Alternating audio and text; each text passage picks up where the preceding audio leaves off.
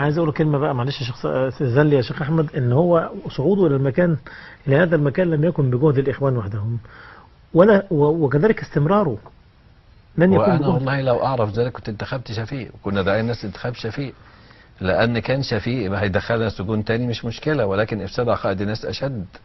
يعني افساد عقائد الناس اشد من انك تسجن الناس او تاخذ اموالهم. يعني لما تقيسهم كده موازين، يعني اي بلاء اشد على الامه، افساد عقيدتها ولا انه ياخذ اموالها ويسفك دمائها؟ يعني انت حضرتك مش بتقول شفيق؟ يعني مش معقوله، لان ما انا بقول يعني ما انا بقول كده لان هم ما بيسمعوش الكلام، مش حاسين بخطوره الامر اللي هم واقعين فيه.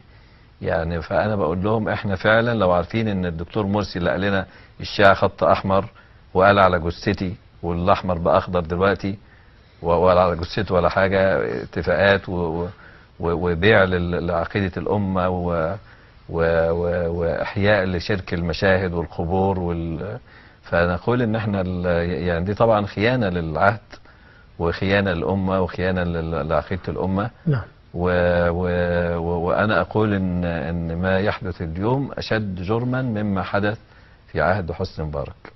وأنا أقول هذا الكلام وأنا مقتنع به تماما. لا، هو انا عايز اقول لحضرتك حاجه يا شيخ. يعني هو حسني مبارك وشفيق ويعني والمنظومه القديمه دي مش بس جريمتها اكل اموال الناس وظلمهم، وإنما كانوا يصدون عن سبيل الله كثيرا. ناس يصدوا عن سبيل الله وبيحاربوا اولياء الله. يعني جريمتهم كبيره يعني. ودول مش هيصد عن سبيل الله؟ يعني احنا بنقول دلوقتي انه النظام السابق. لا، يعني هم بيضيقوا. يعني دلوقتي عاملين امتحانات في وزارة الأوقاف عشان أي واحد يثبت إن هو سلفي يتشال ما ياخدش المكافأة. وأنا بواجه الكلام ده الدكتور طلعت، والدكتور طلعت أيضا مش عارف إيه اللي بيحصل في وزارة الأوقاف. وامتحانات في أول الشهر اللي هو بدأ ده، من أجل واحد كفء جدا وخاتم القرآن يتشال، وواحد حافظه 3 4 أجزاء يبقى، لأن بيتبين من الكلام ده إخوان وده مش إخوان. فانا اقول ما ده برضه نوع من الصد عن سبيل الله، ان الكفء يتشال والاقل كفاءه لانه اخوان هو الذي يبقى.